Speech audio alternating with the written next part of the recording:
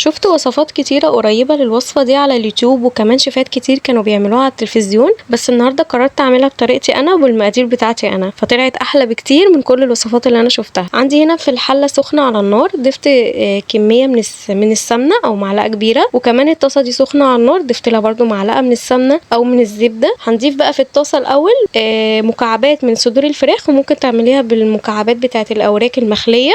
وضفت في الحلة هنا كوبايتين من الفريك مغسولين كويس ومتصفيين، وطبعا لازم تنقيه كويس، ونقعته في الميه لمده 10 دقايق. بعد كده صفيته وضفته في الحله فوق السمنه، والفراخ سايباها بتتشوح في السمنه على النار. هنشوف بقى عندنا ايه هنا مقادير. عندي بزله وجزر وشويه بهارات وتوابل، ملح وفلفل ومرقه فوريه وبهارات مشكله، وعندي فلفل الوان، فلفلايه متوسطه من كل لون، وبصلايه كبيره مفرومه ناعم، وعندي كمان فصين توم مفرومين ناعم. هنقلب بقى التوابل والبهارات مع بعضها كويس عشان ناخد منها جزء على الفراخ وجزء على الفريك. هنبدا كده نقلبهم كويس مع بعض. هاخد بقى جزء من التوابل دي كده، معلقه صغيره كده على الفراخ، ونبدا ان احنا نقلبهم كويس على الفراخ وتتشوح. بعد الفراخ ما غيرت لونها بقى لونها ابيض كده، هنبدا نضيف لها التوابل ونقلبها كويس ونشوحها كويس لغايه ما تاخد معانا لون ذهبي حلو. هنا كمان هنقلب الفريك كويس، لازم الفريك يتقلب كويس في السمنه ويتشوح كويس لغايه ما تسمعي صوته كده في الحله. هنضيف بقى على الفريك جزء من البصل وجزء من الثوم، وبعد كده هناخد بقيه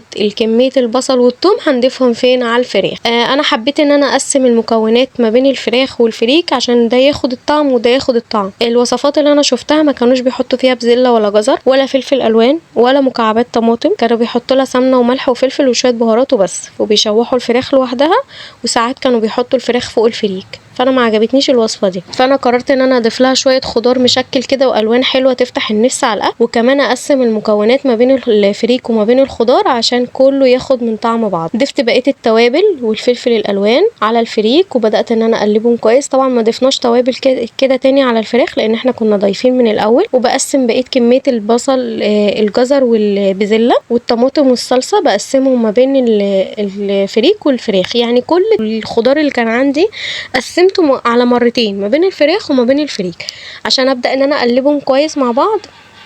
بعد بقى ما شوحنا الفريك كويس بالخضار، هنضيف بقى ونقلب طبعا كويس الفراخ برضو بالفريك، الفراخ بالخضار بالتوابل وتتشوح كويس. هنضيف بقى كل كان في الطاسة هنضيفه فوق الفريك، ونبدأ ان احنا نقلبه كويس جدا مع بعض، كل بقى المكونات دي مع بعضها، الفراخ بقى والفريك كله مع بعضه.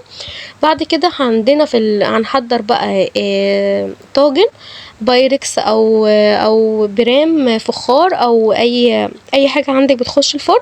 ابدأي بقى جهزيها جنبك كده، وقلبي كل المكونات مع بعضها وضيفيها في البرام. هنضيف بقى مكان الفراخ كوبايه من الميه، ونرجع نغليها تاني على النار عشان نضيفها فوق الفريك عشان تاخد كل البهاريز وكل الحاجات اللي كانت لازقه في الطاسه مطرح تشويح الفراخ. ونسوي بقى الميه زي ما انتم شايفين كده، ده عيار الميه فوق الفريك، ونضيفها في فرن سخن على ارضيه الفرن شويه لغايه ما تستوى كويس. وبعد كده هنرفع صينيه الفريك او الطاجن فوق تحت الشوايه شويه لغايه ما ياخد لون ذهبي حلو والفراخ تتحمر زي ما انتم شايفين كده. ده الشكل النهائي بعد ما طلع من الفرن. قد ايه هو مفلفل وحلو مش معجن، وكمان الخضار عامل فيه الوان جميله جدا وطعم حلو وريحه كمان حلوه جدا. عجبني وعجب الاولاد وكمان يعجب الاطفال عشان فيه الوان جميله حلوه. بصوا زي ما انتم شايفين، بصوا انا بقرب لكم كده بالكاميرا عشان تشوفوا قد ايه هو مفلفل وريحته حلوه وتسويته مظبوطه. ان شاء الله تجربوه بنفس الطريقه دي بتاعتي باذن الله وتعجبكم. ولو عجبكم الفيديو ما تنسونيش في اللايكات والاشتراك وتفعيل زر الجرس عشان الكل يستفاد من الوصفه وتوصل لكم وصفاتي اول باول. ونتقابل مع بعض في فيديو جديد ووصفه جديده، والسلام عليكم ورحمه الله وبركاته.